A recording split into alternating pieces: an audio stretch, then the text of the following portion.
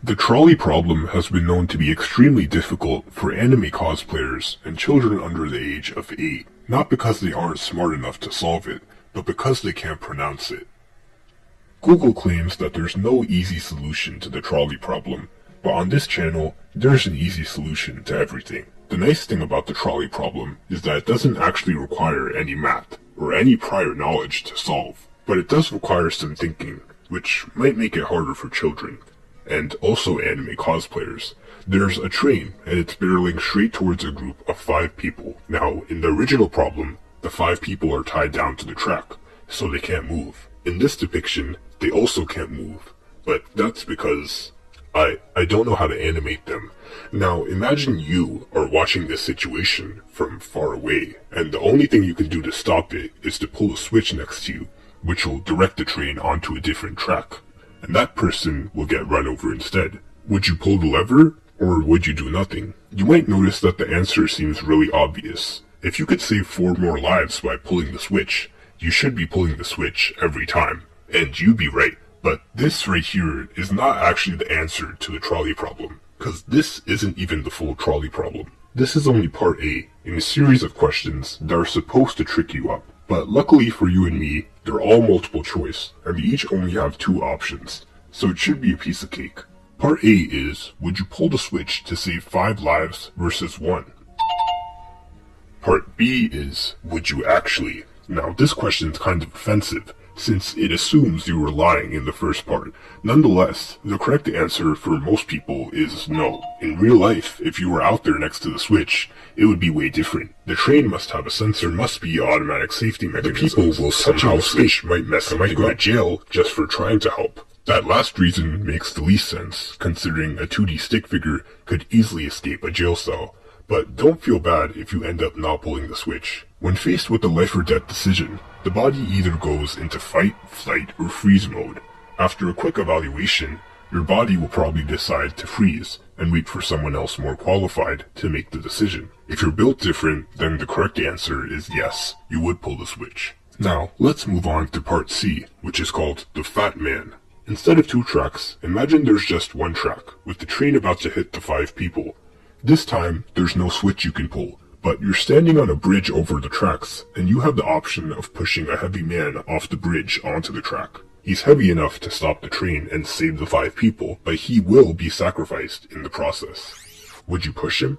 Most people immediately say, no, I wouldn't push him. Technically, if you pushed him, it's still saving 5 lives and sacrificing 1, which is why academics might say, but the situation is mathematically equivalent. But what academics forget is that when people instantly respond no to something, it's because their brain is using its moral calculator in the background at 100 times speed to make a quick and accurate decision, which most of us know as a gut feeling. Your gut feeling rightfully decides that there's many reasons not to push the guy. First of all, in real life, that plan would almost never work, as trains can't be stopped by 1 person, and being accurate with that kind of push is also very hard. Second of all, even if the plan was guaranteed to work, it would still be a very painful and undeserved fate, cause this guy isn't even on the track. He's just minding his own business. Remember, in the very first situation, the guy we sacrificed was standing on the track for some reason, so he kinda had it coming. Lastly, if it was a thin man, he wouldn't be heavy enough to stop the train,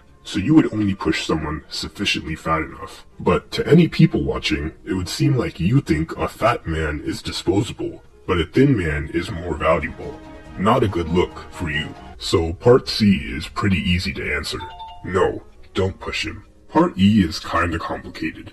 Imagine the 1 track with 5 people on it, but right before that part, there's a little extra loop with the fat man on it. You can pull a switch that'll make the train hit the fat man, which will stop the train and save the other 5 people.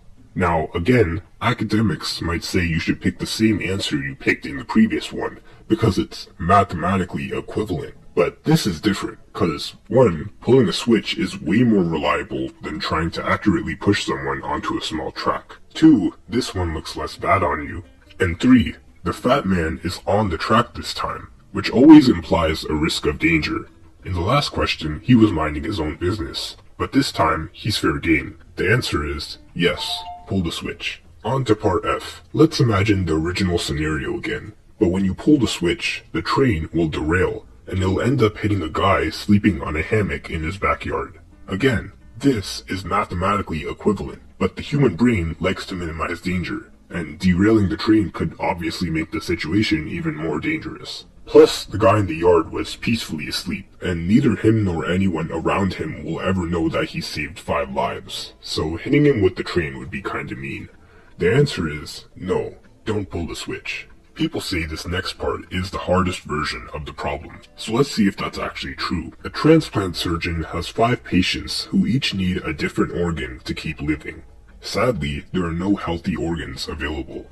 Suddenly, a random healthy guy comes in for a random checkup. This guy could technically provide all the 5 required organs. Should the surgeon knock him out and steal his organs to save the 5 patients? Again, this one is also mathematically equivalent to saving 5 lives for the price of 1. But the human mind knows to classify the 5 patients who are missing an organ as fair game, and the healthy guy as not fair game. It's not about saving the most lives, it's about doing what's fair. Final answer, don't steal his organs.